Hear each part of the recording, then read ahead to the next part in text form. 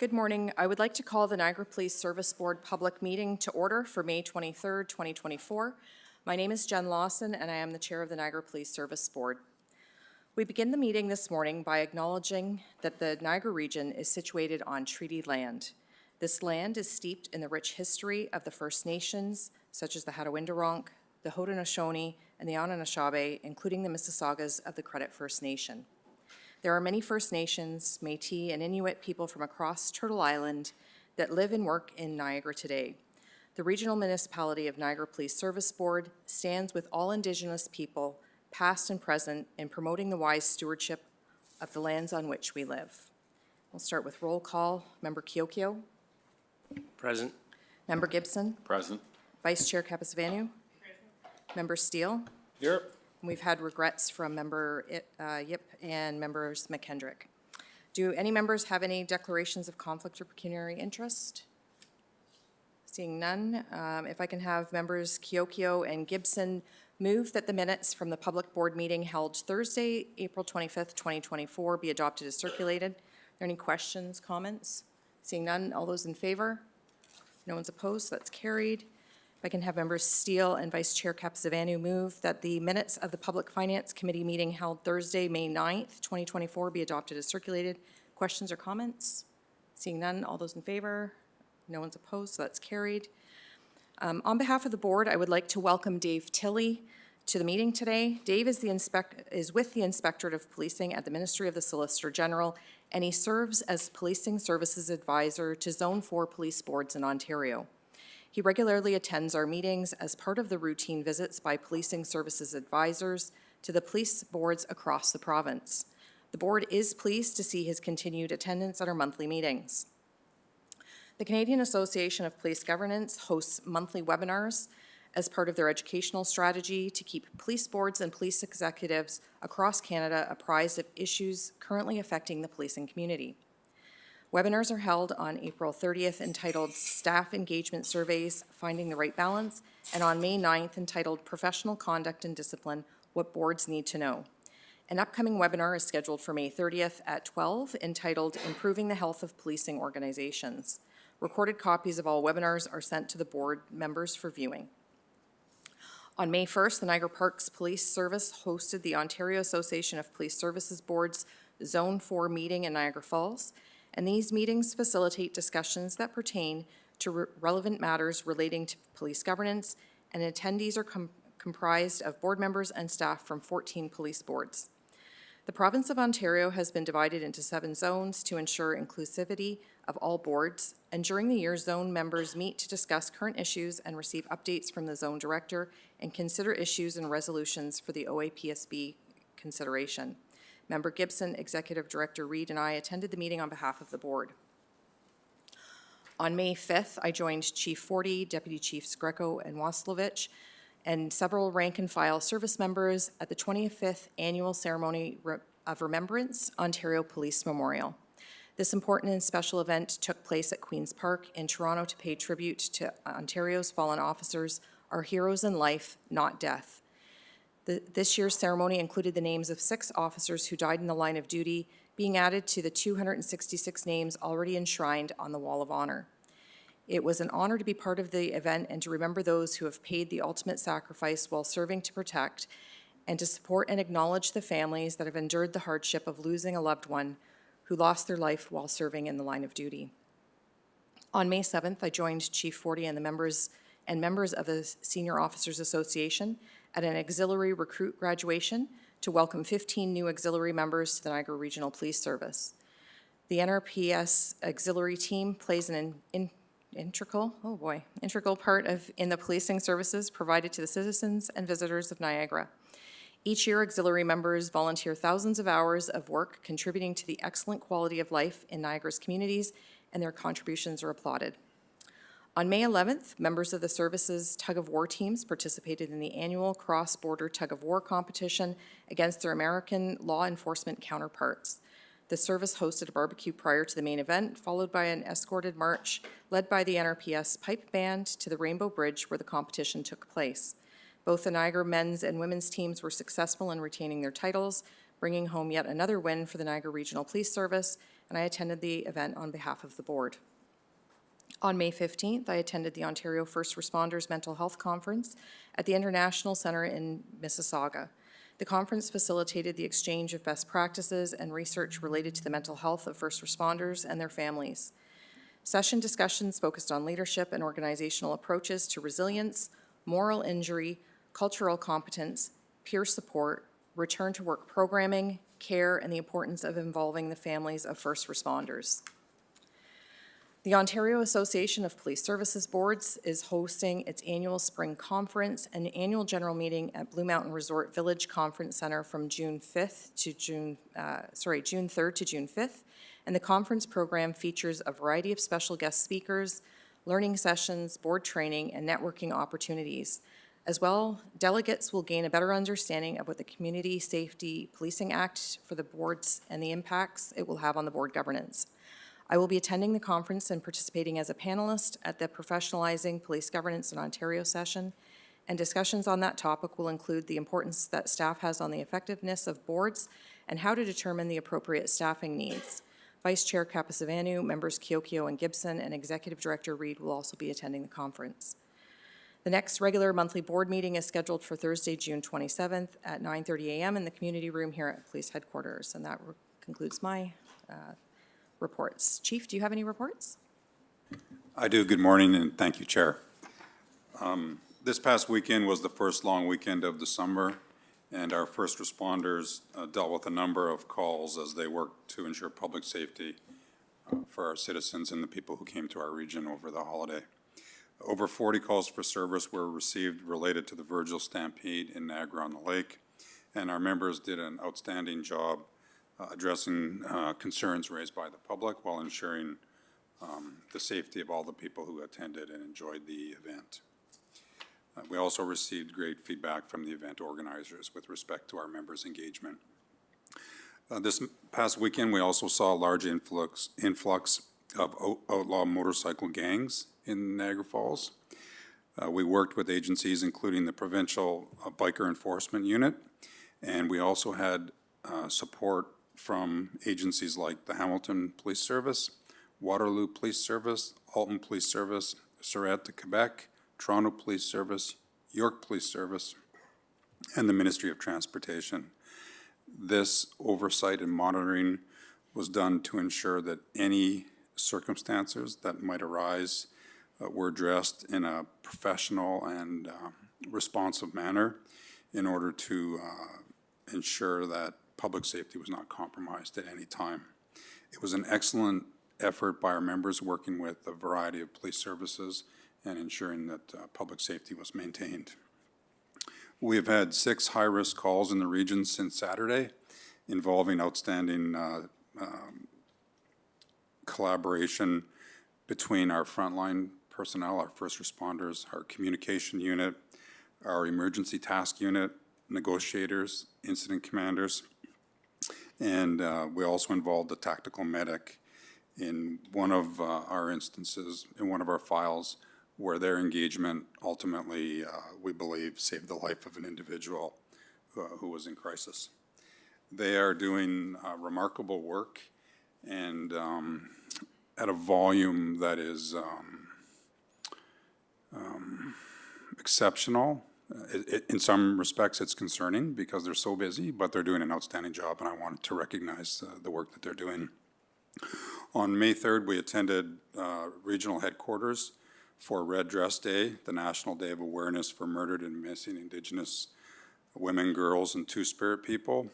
We participated in a flag raising and a symbolic walk for peace and awareness with our colleagues from the region and many Indigenous elders and leaders within the community. On May 3rd, we attended the Owl Banquet, recognizing the outstanding achievements of women in law enforcement across the province of Ontario. The same evening, Deputy Chief Waslevich and service members attended the FACS Gala in Thorold, supporting our partners in the work that they do in the community as an outstanding partner. As you referenced, Chair, on May 5th, we were in attendance at the Ontario Police Memorial at Queen's Park in Toronto, where we paid tribute to fallen officers across the province. On May 6th, we attended the Respect for Law Awards at the Welland Optimist Club. where the Optimist Club recognized Constable Dustin Lott and a civilian Kendon Ianese, who was one of our YIPI, our Youth in Policing program members, for their work and dedication to serving our community. On May 7th, as you referenced, Chair, we had an auxiliary grad here at headquarters where we welcomed 15 new auxiliaries, and we acknowledged the significant time that they contribute to keeping our citizens safe. On Wednesday, May 8th, we attended the opening of the Canadian and American Law Enforcement Organization in Niagara Falls, New York. It is a training symposium that's held in the States. It rotates 1 year in Canada, 1 year in the United States, where it showcases the partnerships and building across both sides of the border. And it's been in place since the 1970s, so it's an ongoing relationship that we enjoy. On Saturday 11th, the May 11th, as you referenced, Chair, the tug-of-war was held on the bridge. It was a great turnout by our members and by the community. And I'd like to, yes, we won, but I'd like to offer a special thanks to the organizers, Tony and Sarah Mummery, for their continued dedication to leading this initiative, coordinating all the members who come together, coordinating the people who I'm sitting with on this side of the room to ensure that we support them and supporting our community, and it wouldn't happen without their leadership, and I just want to acknowledge that. It's a significant personal investment on their part. On May 13th, we held our inaugural promotion ceremony. We held this ceremony in this room to give recognition to all the civilian and sworn members who were promoted in the last 4 months. And we introduced this to provide a platform to involve their family members in that celebration as an acknowledgement of the significant support and oftentimes sacrifice that they make in people having successful careers.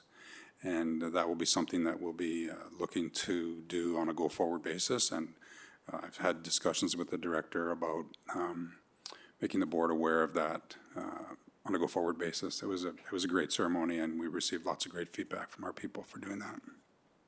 On May 14th, 36 leaders of the service went on the Harriet Tubman tour, led by our friend Rochelle Bush from the Salem Chapel Church in St. Catharines. We traveled on a Niagara transit bus through the region, learning about the deep history that we have with our Black community, including the Underground Railroad. On May 15th, we attended Notre Dame High School in Welland for the provincial kickoff for Ontario Students Against Impaired Driving. A number of students from high schools in the region were on hand, along with representatives from both the municipal and provincial government. A theme this year was created by the students: be prepared, never drive impaired, someone loves you. And as referenced, we celebrated Police Week last week, and on May 16th, we had a great event at the Penn Center. The coordination for that event was led by Stephanie Sabrin of our corporate communications unit.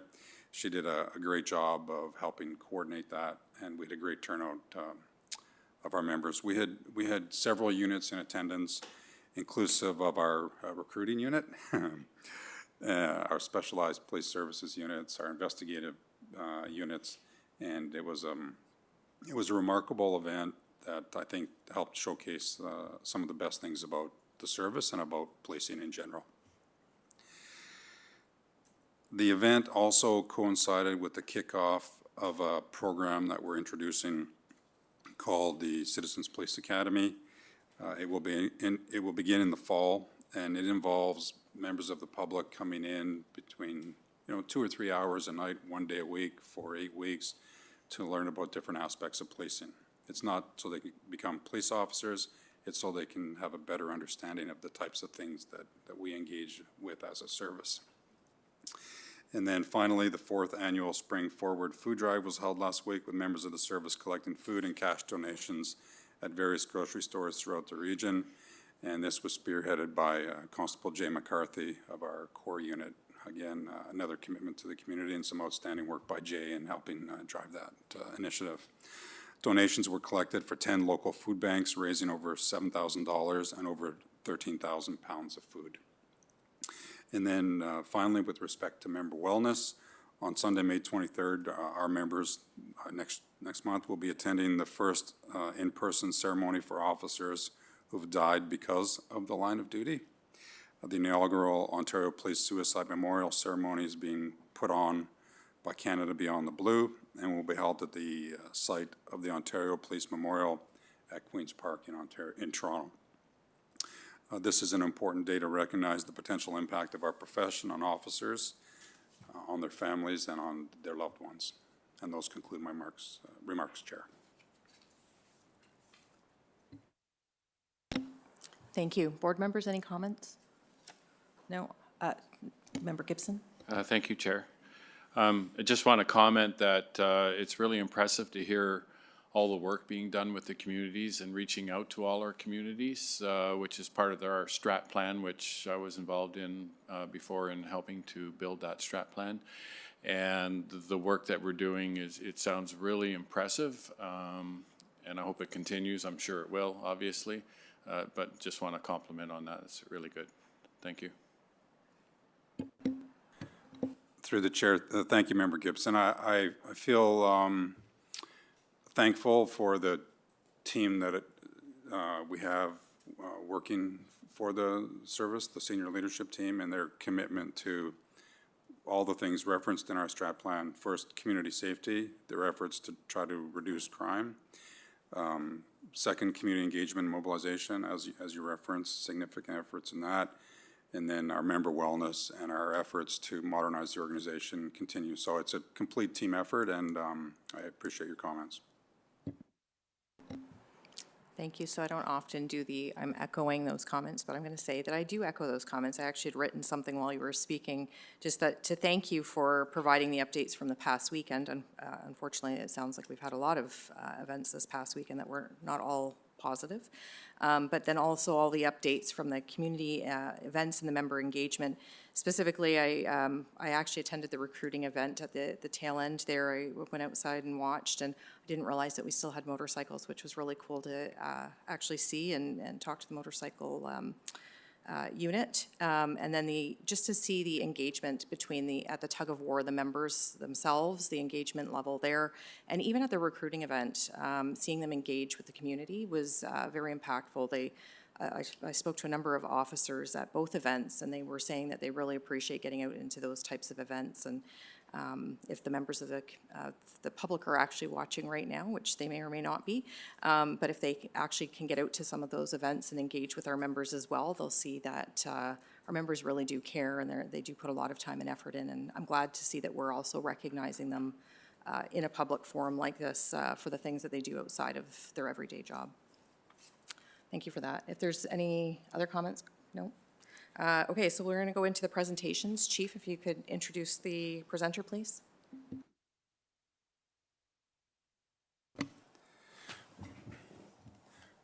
Thank you, Chair.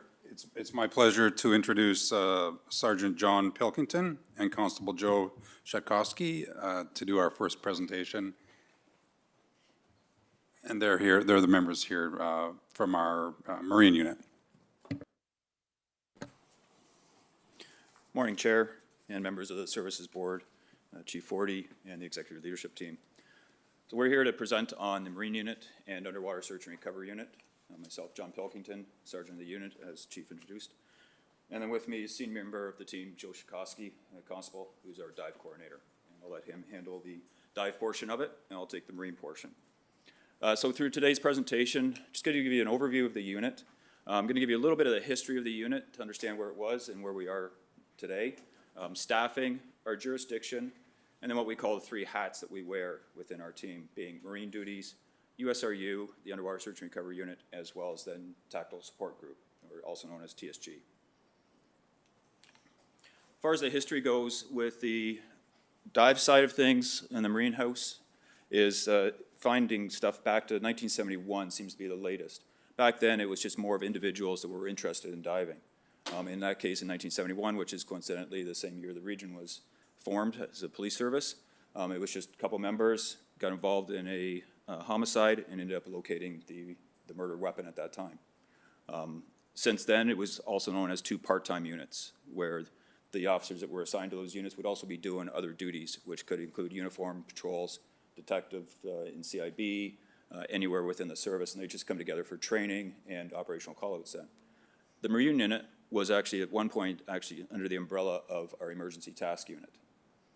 Then it became two separate part-time units, more focusing on those areas, and then in November 2005, we were formed up as a full-time unit, so consisting of Marine and Dive, and then the third hat, the tactical support, which at that point in time allowed our emergency task unit to become a hostage rescue status.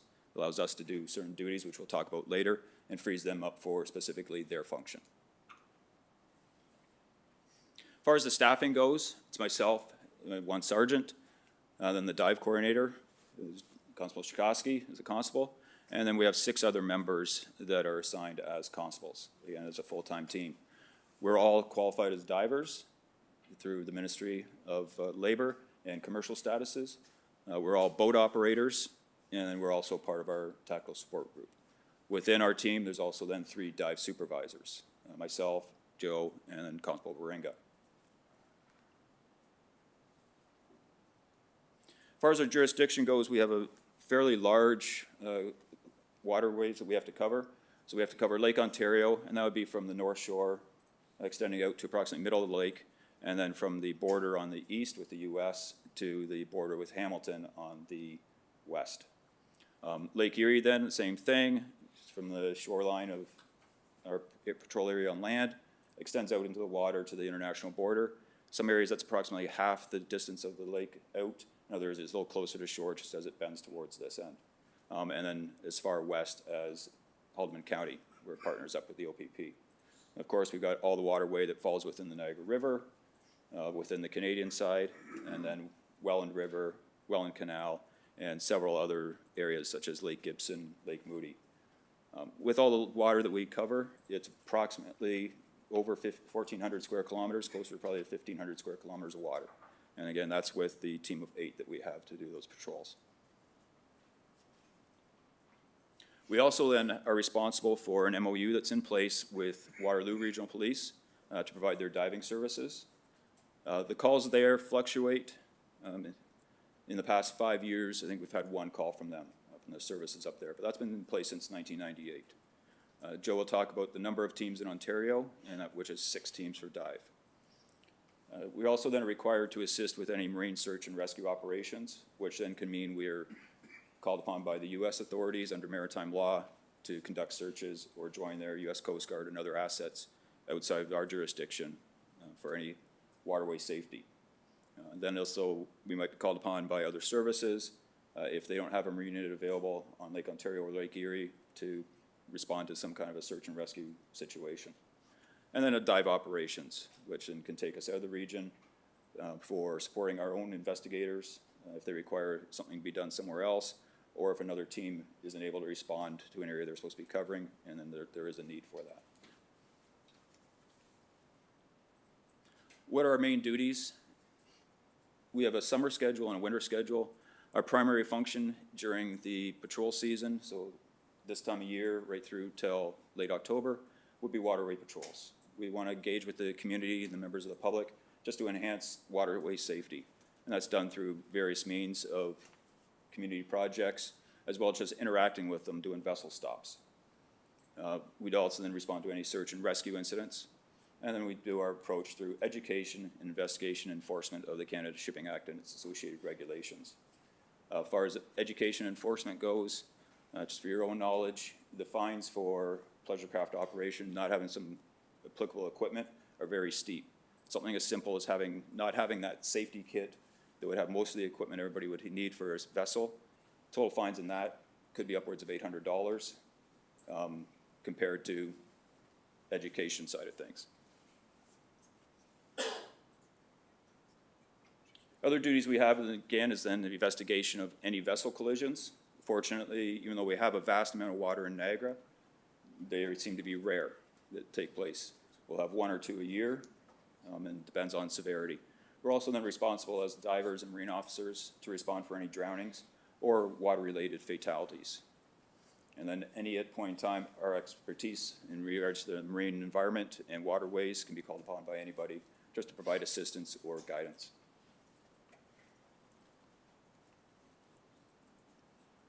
As far as our assets go that to patrol that 1,400 square kilometers, in the top right picture, that's our 3 primary patrol boats. The 2 on towards the right side of the picture, that's our 9.4 meter Zodiac ribs. That's a rigid hull inflatable with a sponson around the outside. And then on the left side of the picture, kind of dwarfed by those 2 boats, is a 22-foot Titan rib. The 2 bigger boats are positioned on Lake Ontario and Lake Erie, and then the smaller boat beyond Niagara River to add a response option there. The status, the condition of the 2 big boats are one that they could take a lot more damage, a lot more rougher conditions than any of our bodies could. So we're well situated as far as the ability to respond in those conditions. We do also have other vessels to support our patrols, 2 personal watercrafts, commonly known as Sea-Doos, as well as then 2 smaller inflatable vessels that we can get into the smaller bodies of water, such as Lake Gibson, 12 Mile Creek, Lake Moody, to do any searches that need to be done in that area. The personal watercrafts are a great platform to support beach patrols, such as the community events that take place, allowing the officers to get in closer, especially when supported by one of the bigger boats.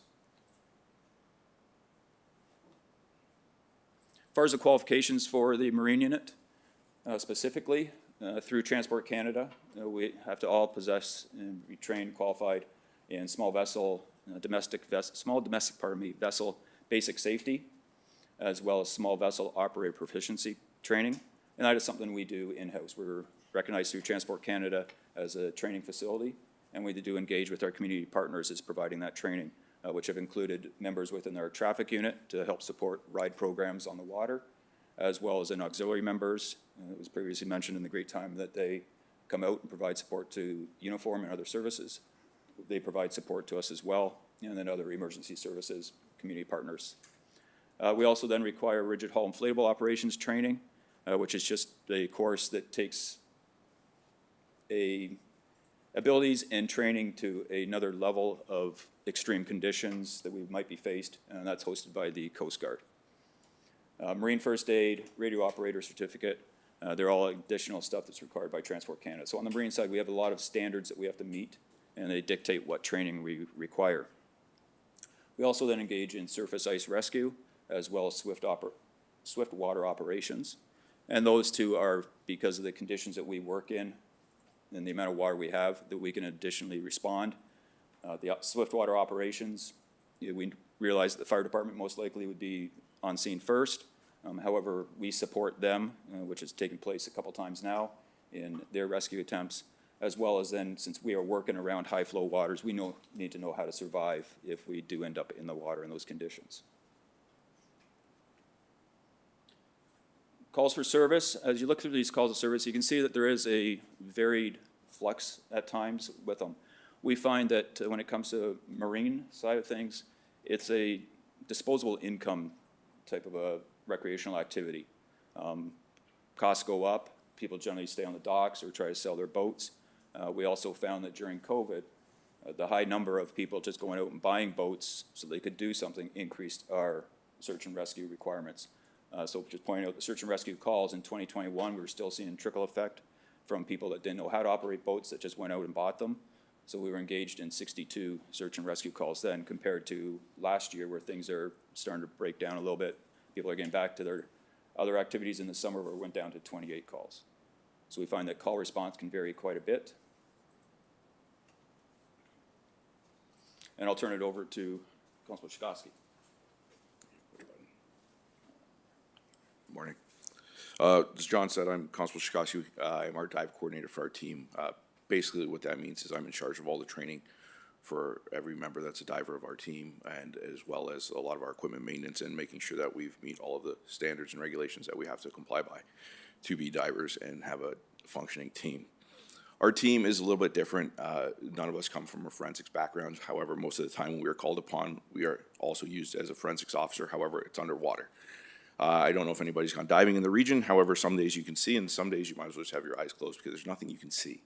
So a lot of times when something starts in the water, the way it comes out of the water is not how it originally was. So we have to take observations whether we have visibility or not. If we have visibility, we'll use cameras to record everything so that way evidence can be extracted and passed off to the detectives. If not, a lot of it goes by feel and what we've touched and what we've done and how things appear underwater through your hands.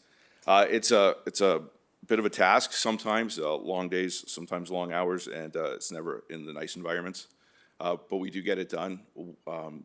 We usually are responsible for the recovery of bodies, skeletal remains, vehicles and vessels, and any other potential evidence that ranges from weapons to backpacks and cell phones. A few bank machines once in a while. Yeah, there's been times where people have stolen them and they throw them in the water, and then there's possibly some forensics evidence, so we have to go get them. Under the Ontario Health and Safety, we are qualified commercial divers. That means that there is a pile of regulations we have to follow. The regulations are put in place to hopefully ensure that there are no diving fatalities, but with it is a mountain of regulations. So we are required to follow OREG 62994, and we are also required to follow the CSA standards, Z275-2 and 4. There are 6 dive teams in the province. Those teams are ourselves, the Peel Regional Police, Toronto Police, York Police, Ottawa Police, and the Ontario Provincial Police. As John mentioned, we do have a large area of water that we are concerned with. The only people who seem to have a larger area would be the Ontario Provincial Police because they cover mostly anything north. And we usually stand in second for how busy our team is compared to all the other teams, and usually it's a distant second. It's distant from us, everybody else, third place and on. We are occupational scuba divers, and we are also restricted surface supply air divers, which means that we are limited to diving within 100 feet. Anything beyond that, we would have to receive unrestricted status for. That requires hyperbaric chambers on site, and that's just not something that we have readily available to us. And we also have supervisors for the team. So it's going to take a regular member of our team, once we train them, approximately 18 to 24 months to become we call them card-carrying divers, says that they're certified to dive. That doesn't mean that they're quite ready to dive in every condition. We do have the St. Lawrence Seaway, which poses numerous health risks for anybody who's diving in those areas. And that's not something, if it comes in and congratulations, you got your card, that we're going to let you jump into your first dive. That's something you're going to get with experience and over time. And that's something that the supervisors need to recognize and make sure is possible. From there, if you do a good enough job, we will train you to become a dive supervisor. That requires approximately another 3 years worth of training. And just like a diver, just because you're now a dive supervisor doesn't mean we're prepared to allow you to supervise a dive. When John or myself are not in the lock system, because it's not something you've probably done. It's not something we see very often, but when it does happen, we have to ensure that we follow a ton of protocols. All the lockouts are done, and everything is safe for our divers to enter the water. So it is a very steep learning curve for our people. It is a very technical trade. We are one of the only police services in Ontario that can currently train our own divers through a third party, which is ERDI. They've agreed to. They've looked at our program. They've signed off on it. The Ministry of Labor signed off on our program, and this came in very handy when Seneca College closed its diving operations for police divers, and all the other police services were scrambling to figure out how to train their new divers. We were sitting pretty because we could train our own, and we had really no worries in the world. The situation's been rectified slowly, and within the next couple of years, the other police services should be able to train through another company. We also have equipment technicians on our team. With regulations comes rules on how often our equipment needs to be rebuilt. There's a lot of equipment. We're a very heavy equipment team. We have several dive helmets, we have dive masks, we have regulators. There's a pile of stuff. As a result, it takes us approximately 3 weeks for 2 people to rebuild all of our equipment working on it. About 8-hour days, 4 days a week. It's about a 3-week process to rebuild all of our equipment as per manufacturer's standards. And here we have some of our stats. Our stats are all fairly self-explanatory. The only one I'd like to highlight is the export knowledge. This is something we don't come across very often. Every few years we happen to be called upon for our knowledge. Unfortunately, usually it's for a dive fatality where someone is deceased in the water and nobody knows how their equipment works, or if it was the equipment's fault, at which point we get called in, we'll do an investigation into it and give our opinion. This last one, though, in 2023 was a little bit nicer. There was a dive accident in the Welland Rec Canal. There was a female diver, and she surfaced having some issues. We saw people on shore. They thought that maybe it was part of a scenario for a rescue diver, at which point she went back down to the bottom. Her dive partner located her on the bottom. There's some discussion on whether or not there was convulsions happening. She was brought to shore. She was revived and brought back to the hospital. Sergeant Pilkington noticed the call on his day off, was kind of monitoring, and we sent 2 of our officers over to the hospital to assist. What came from that was she was denied going to the hyperbaric chamber in Hamilton because I don't believe everybody quite understood the totality of the circumstances, and they thought it was just a drowning when it wasn't.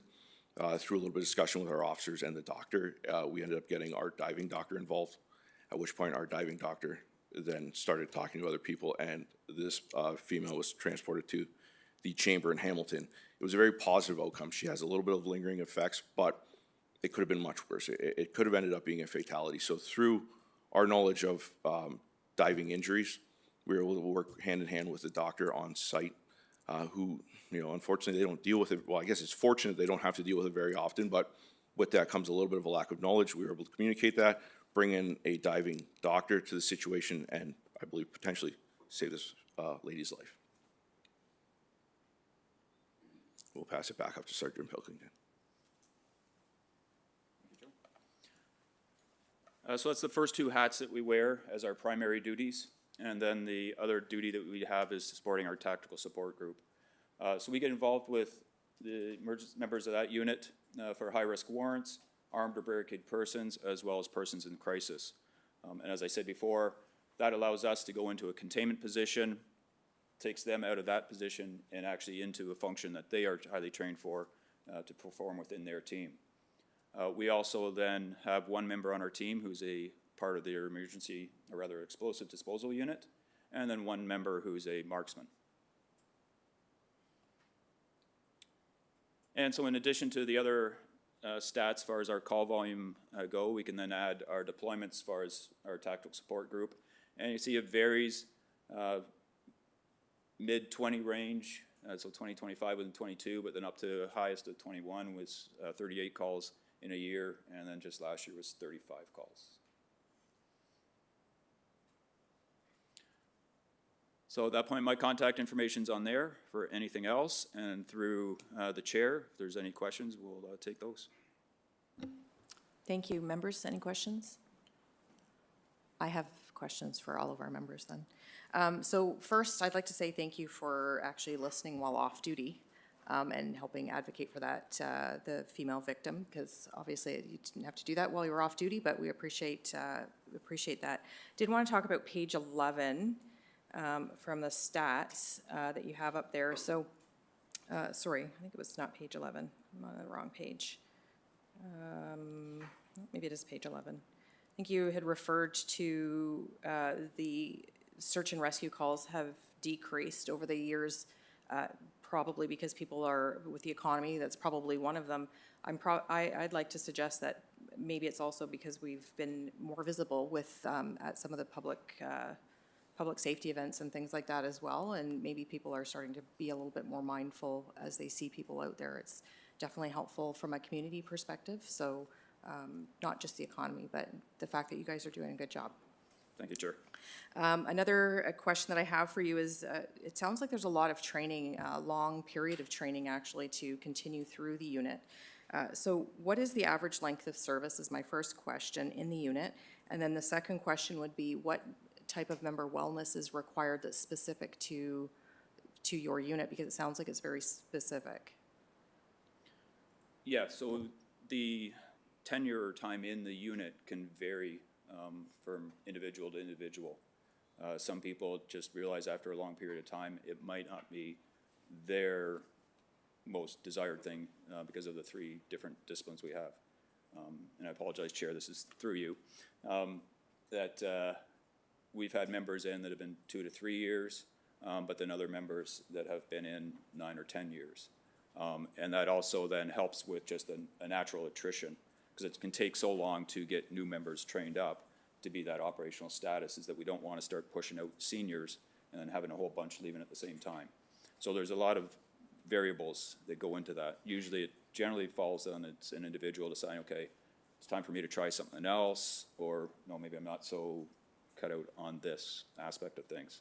As far as the wellness goes, we still follow under the wellness programs that are in place within the service. So the various meetings, as well as in recognizing that we do some high risk as far as well-being calls go, and identify that there is that concern as well. Perfect, thank you. And thank you for that. So this one's for the chief. What is the square kilometers of land in Niagara that we police in total? Oh, Let me do some research and get back to you, Chair.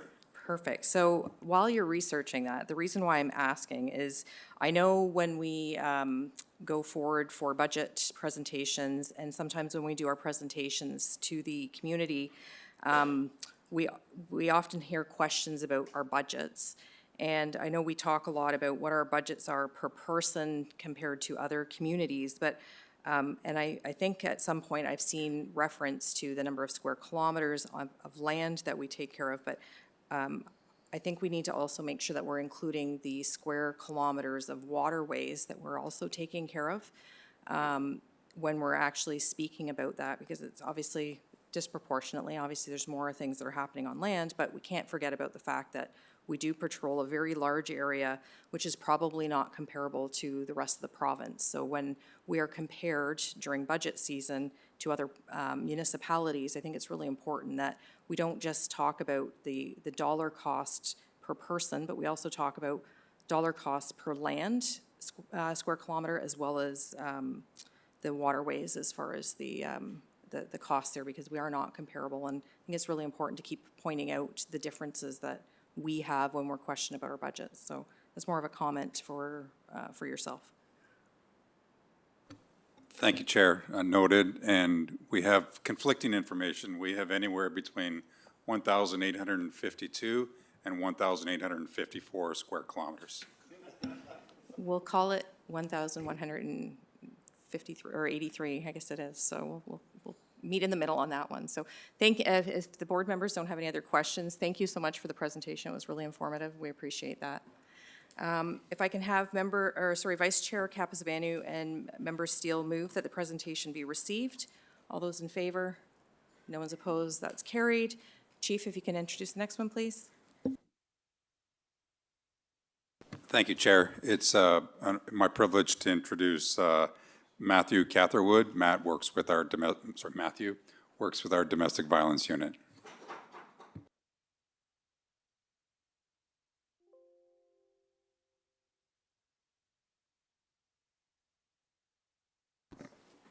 I'll start over. Good morning, Chair, Police Service Board members, Chief, Deputy Chiefs, and Senior Leadership Team. First off, thank you for having me and giving me the opportunity to come in and speak to you and advise on what the Domestic Violence Unit does for the Niagara Regional Police. As the Chief said, I'm Matthew Catherwood. I'm the Detective Sergeant in charge of the unit.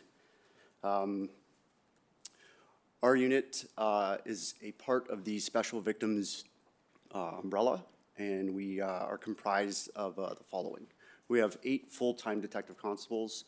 Of those 8, they spend anywhere from 2 to 6 years within the unit. It's an application process that they go to get in, and that's a typical tenure for them. We have 4 one-year temporary detective constables. They are solicited each year. They come in for a 1-year period. It's considered a bit of a training opportunity for them. After their 1 year within the unit, most of them move on to fill in openings within our unit if they're coming up, or they will apply to other specialty units and typically move on to another detective position. Further within the unit is myself. I'm the supervisor of the 12 detectives within the unit. We currently occupy a joint space with the sexual assault unit, the human trafficking unit, child abuse unit, the fraud unit, and crime analysts. This area is separated and secured to ensure only the members of the SVU have access to the workspace. This protects against any unintentional exposure to domestic abuse materials. We work as a support unit to the uniformed officers, and we consult with them when they're responding to domestic violence or family violence calls for service. We'll provide investigative recommendations. We'll offer guidance based on our expertise and based on our conversations. If we deem that there's a criminal offense that's occurred, we typically will take over that investigation. And from that point, then we may take it on completely, or we may ask for assistance from those members from the front line and have them carry out various investigative tasks for us. The DV unit investigates incidents that involve domestic violence and or incidents that involve possible application of the mandatory charge policy. The mandatory charge policy is mandated by the province of Ontario. And when members of domestic violence, if we investigate a call for service and we deem that there's reasonable grounds to believe that an offense has occurred, then we shall lay a criminal charge. When it comes to domestic violence, we don't have discretion on whether or not we move forward with that charge. We go ahead and lay that charge. We also provide support and functional expertise to various partnering agencies, which include the Victim Services in Niagara, the Victim Witness Assistance Program, Family and Children's Services, Probation and Parole, and the Crown Attorney's Office. We review reports within our work queue, assign investigative administrative follow-ups to domestic violence members and or patrol officers. In 2023, there were 6,688 calls for service involving domestic violence. Of those 6,608 calls for service, sorry, I should clarify that. Some of those calls may be a keep the peace, they may be a child custody dispute, or they may be a verbal argument. There's a wide array, but if they have that study flag, which is intimate partner, then it's classified as such. From those calls for service, all of them come into our office. Once they're in our office, I will either review them or one of the members in our unit does. The vast majority do go directly through me, and I review those calls. Of those, 1,149 of them became criminal investigations. So they weren't your verbal argument. They met the threshold of a criminal allegation. So either an assault, anywhere could be assault, a theft, mischief, a variety of criminal offenses. At that time, our office would take over that investigation. As a result of those investigations, 803 of those resulted in criminal charges being laid. Of those cases that had those charges, we, as a unit, laid 1,424 criminal charges in the calendar year of 2023.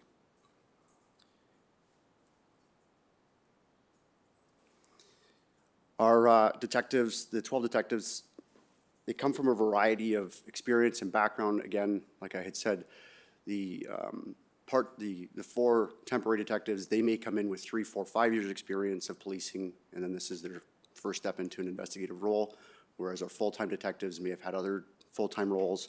This may be their second, third, fourth detective stop, or could be their first full-time, but they have a vast variety of policing experience within them. All the detectives receive specialized training. They're constantly updating themselves with changing case law and investigative techniques to maintain effectiveness. Some of the courses that they'll attend will be the domestic violence course, which we hold here in-house. One of our members within the unit, she facilitates and runs the course. It's an excellent course. They'll attend major case management, search warrant courses, interviewing technique courses, and other specialized courses as well. They'll attend seminars, so we encourage them to attend seminars. The latest one they attended was one that focused on strangulation and recidivism within domestic violence.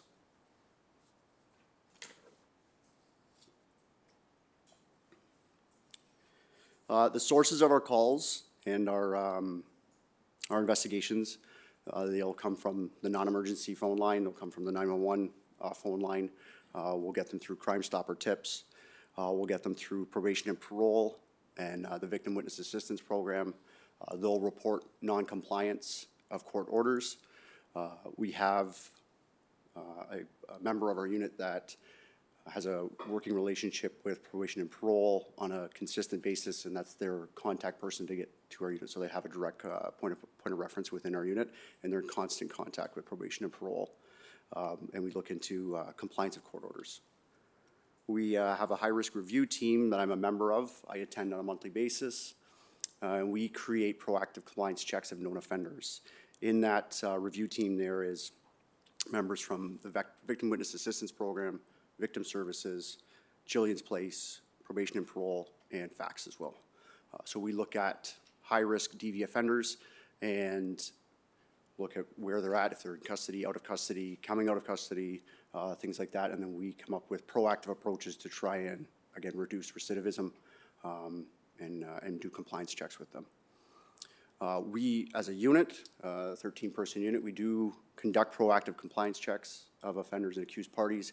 However, the proactive aspect is difficult as we are very, very busy. As you can tell by our calls for service and our criminal investigations, those are always coming in, and that typically takes priority for us.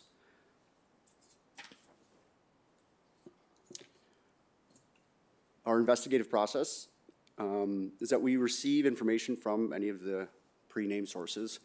Our investigators will set out to conduct thorough background checks of our victims and all involved parties, sorry, our victims, accused, witnesses, and all involved parties.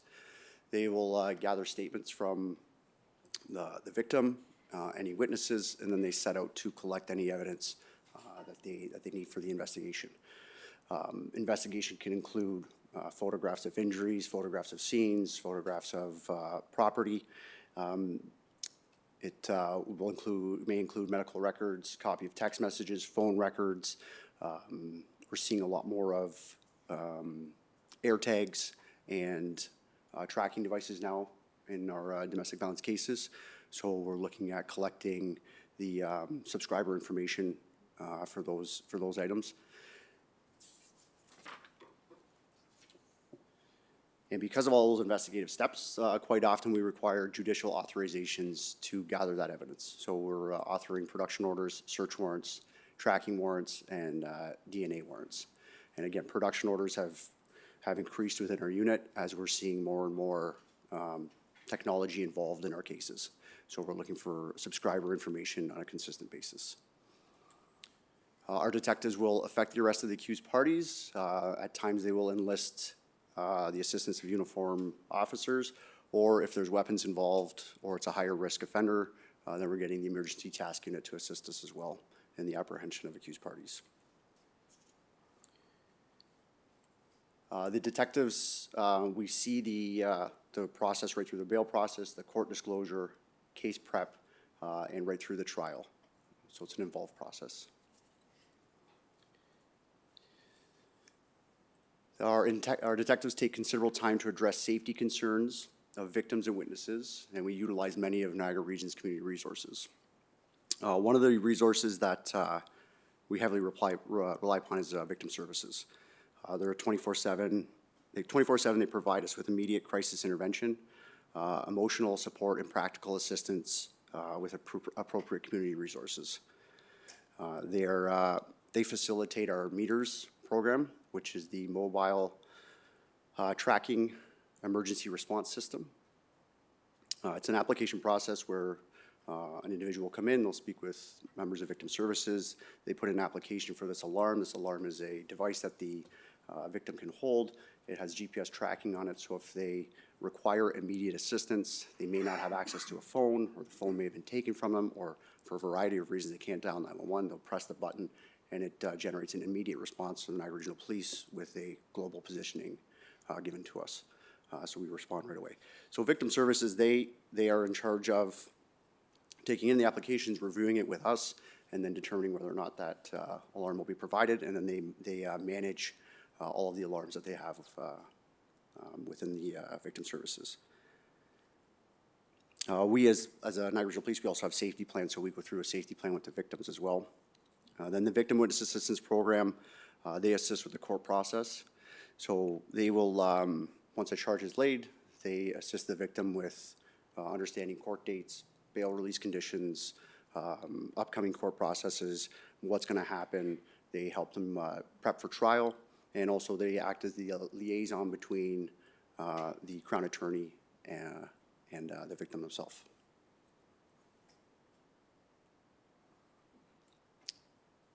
For member wellness, our detectives are exposed to graphic and disturbing images and videos of domestic violence. That is the nature of the job that we do.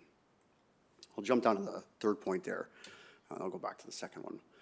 We encourage wellness breaks, flexible schedules. We have team support, and we try to constantly monitor their wellness to hopefully prolong their effective time within our unit. They're highly trained and specialized, so we do want to keep them within the unit and have them working for the domestic violence unit.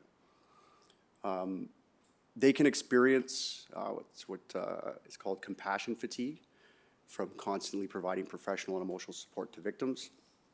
I could speak a little bit to that. I worked for 4.5 years in sexual assault prior to being promoted to a sergeant. We have what's called safeguarding. It's a program that we take place with. We get a baseline at the start of when we enter into these units, and then yearly we go in and we monitor where we're at. It was years into the unit, and I became aware of this compassion fatigue and recognized it within myself, and was able to take some steps and understand how to not get rid of it, but understand what it was and take some steps to mitigate its effect on me and how I could still effectively do my job. So safeguarding is there, and all of our members take part in it, and there's that opportunity for them.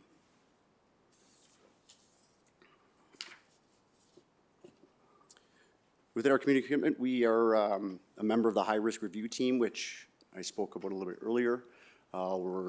We meet monthly, and then I'm also a part of the probation and parole review team, so we meet quarterly, and it has, again, members of probation and parole. We have family and children's services there, members of Jillian's Place, and again, we're looking at high-risk DV offenders, if they're in custody, when they're coming out of custody, and proactively trying to take steps to mitigate recidivism. I'm also a member, I don't have it listed on here, but also a member of the Intimate Partner Violence within Ontario, so we have members of every police service, and we meet semi-annually and discuss trends within domestic violence. We look at case law and a host of other items within that, and then typically we have a speaker that comes in and gives some insight into some trends within domestic violence. And my contact information is up there, and that is the conclusion of my presentation. And if there's any questions, through your chair. Perfect, thank you. Members, board members, do you have any questions, comments? I do. It's troubling victims are required to be hypervigilant and get those devices from victim services, so it's troubling to hear that. And I missed one of the stats that you talked about at the very beginning. It was about the number of cases that were coming through to get to the criminal investigation stage. And I did write down, I think I've got 1,149 criminal investigations came from the number that you had, which is approximately 3 a day. And of that, 803 resulted in charges, which is 70%, and then 1,000 of those, there was 1,000 charges from the 803, which is, again, troubling that the numbers are so high. My question for you is about how many of these criminal investigations are from repeat offenders, whether it's with the same victim or a different victim? That's a good question. I would have to take that away and have crime analysts look at our calls for service and look at the entities involved in it. That would take some time to compile that stat. It's just, I guess, more of a general question than maybe, because we do hear a lot from some of the other presentations, it tends to be repeat offenders that we're hearing about. So I'm just wondering if, in this case, when you're going out for a call of service for these types of criminal investigations, if you're reviewing them, is it typically the same types of, the same family members maybe, or is it the same groups, or is it you just don't, you'd have to actually look into it further? Through Chair, I would say we do see repeat offenders. We definitely have repeat offenders and people that repeat in domestic violence situations. That's one of the reasons why we have the high-risk review team, is that those are the individuals that we're looking at. And that list varies. There are people that come on and off of that list. They may go off of that list for a bit and not be under review, and then something will happen, and then they'll be back on that list. Or there's people that are on there since I've been involved in the unit. So yes, there are repeat offenders, but if you're looking for a number, I just wouldn't be able to provide that at this time. But to answer your question, hopefully there are definitely repeat offenders within domestic violence. And just for your numbers there, it was 1,424 criminal charges, not 1,000. Thank you for that. Thank you for the presentation, that was very good. If I can have members Gibson and members Kiokio move that the presentation be received. All those in favor? No one's opposed, that's carried. Thank you for that. Thank you. We're going to move agenda items 8.1 to 8.18 in block. If I can have Vice Chair Kapazabanu and members Gibson move that the information be received. Are there any items to be brought forward? Comments, questions? No? All those in favor? No one's opposed, so that's carried. For new business, if I can have member Steele and member Kiokio move that the board adopt the draft bylaws effective May 23rd, 2024 as appended to this report. And further, that the board chair, executive director, and the board solicitor be authorized to make any supplementary administrative amendments to the board bylaws that may be required following any additional clarification of the CSPA and its regulations that may be received by the Ministry of the Solicitor General. Questions or comments? Seeing none, all those in favor? No one's opposed, so that's carried. I can have member Gibson and member Steele move that the board approve the revised organizational structure for the Niagara Regional Police Service as appended to the report. Any questions or comments? I have a question for the chief. Thank you for the background information on that. I'm wondering, are there going to be a lot more changes that we can foresee for the organizational structure, or as you're gathering your information that you're going to be looking at, if we're still operating in the way from using the word, I really don't like it, but modernizing, everything's always advancing, so modernizing it. Are there things that we should be looking at as a board and considering from an organizational structure that will help support you and your team and the members in a different way? Thank you, and through you, Chair. That's an excellent question. In the short term, we are meeting as a senior leadership team as recently as yesterday to look at ways to modernize some of the things that we're doing. Yesterday, as an example, we met to discuss human resource processes and the manner that we're currently structured.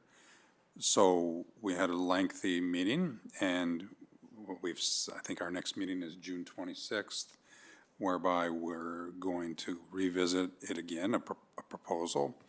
We're trying to identify short-term efficiencies within our current structure, and then with a lens on a longer-term vision on how we get there.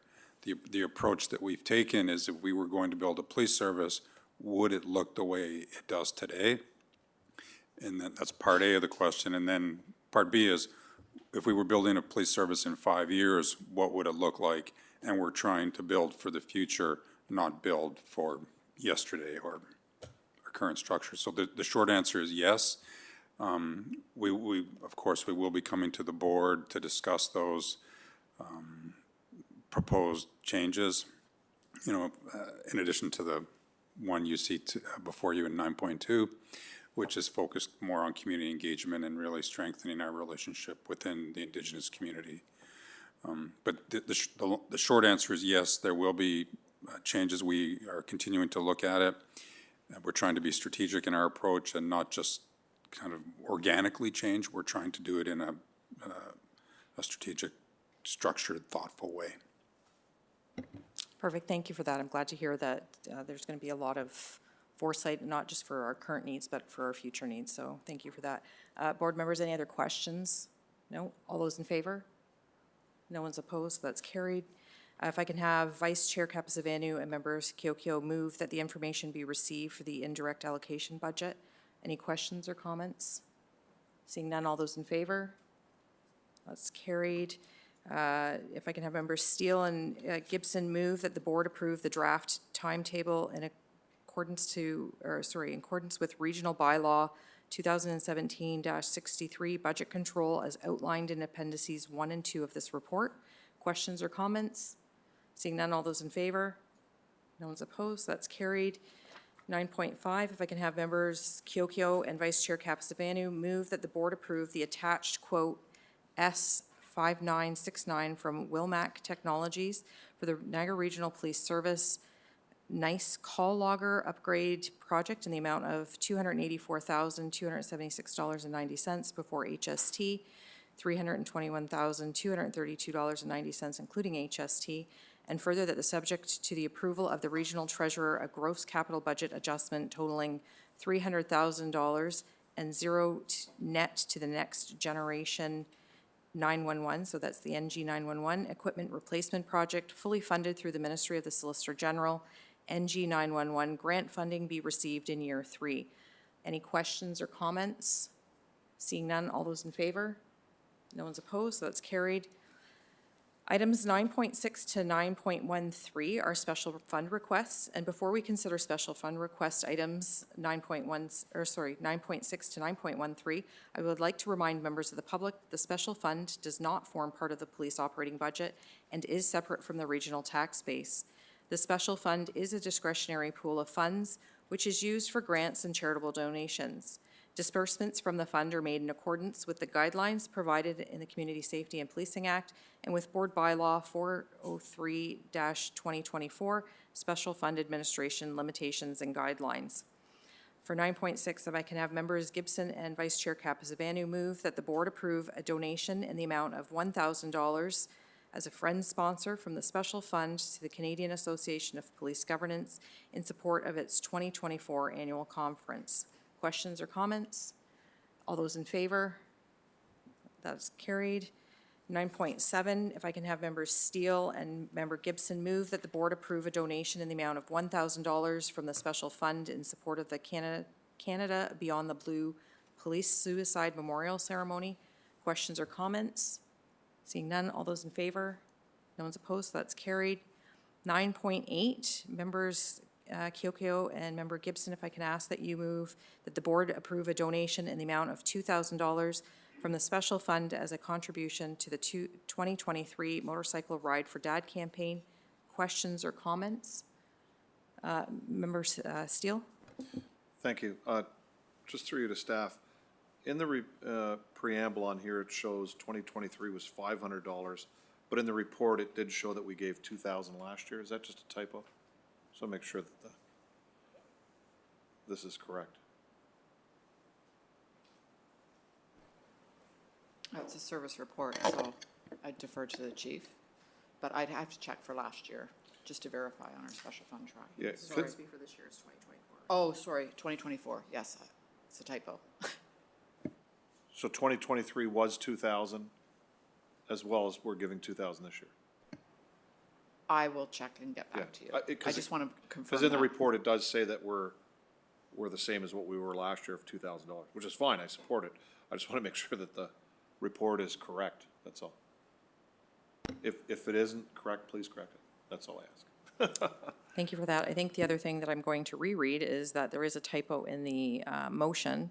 So the motion should say that the board approve a donation in the amount of $2,000 from the special fund as a contribution to the 2024 Motorcycle Ride for Dad campaign. And we will also check. So do we need to wait for the, or can we just approve? Continue and I'll circle back. Okay, perfect. So I'm going to continue on. So if I can have Vice Chair Capizavanu and member Kiokio move for 9.9, move that the board approve a donation in the amount of $841.18 from the special fund for the purchase of 2 tables at the 11th Annual Niagara Unity Awards Gala. Questions or comments? Seeing none, all those in favor? No one's opposed, so that's carried.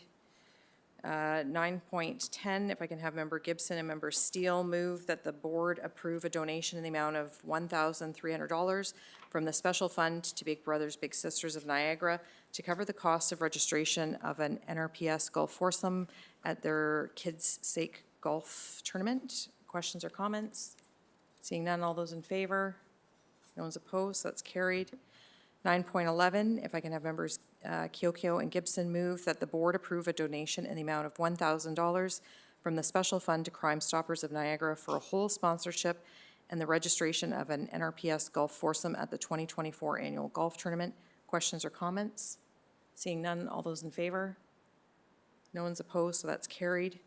9.12, if I can have members Gibson and Vice Chair Capizavanu move that the board approve a donation in the amount of $2,400 from the special fund to the United Way to cover the cost of the registration of an NRPS golf foursome at 2 of their golf tournaments. Questions or comments? Seeing none, all those in favor? No one's opposed, so that's carried. 9.13, if I can have members Steele and Kiokio move that the board approve a donation in the amount of $1,000 from the special fund to sponsor a participation of NRPS members in the Emergency Task Unit Half Marathon in support of McMaster Children's Hospital Foundation. Questions or comments? Seeing none, all those in favor? No one's opposed, so that's carried. And we're going to go back to the last one. So 9.8. Yes, through you, Chair. It is in fact a typo, and in 2023, there was a donation of $2,000, and the motion should read 2024. So thank you. Thank you for that. So I'm going to reread 9.8. So if I can have members Kiokio and Gibson move that the board approve a donation in the amount of $2,000 from the special fund as a contribution to the 2024 Motorcycle Ride for Dad campaign. Questions or comments? Seeing none, all those in favor? No one's opposed, so that's carried. Do any board members have any other new business?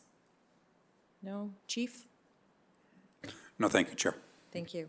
There are no reports from closed session meetings, and if I can have Vice Chair Capizavanu and Member Gibson move that the board move into closed session for consideration of confidential matters pursuant to Section 44 of the Community Safety and Policing Act, namely for subject matter related to potential litigation, human resource matters, information supplied in confidence by the Ministry of the Solicitor General, and legal matters that are subject to solicitor-client privilege.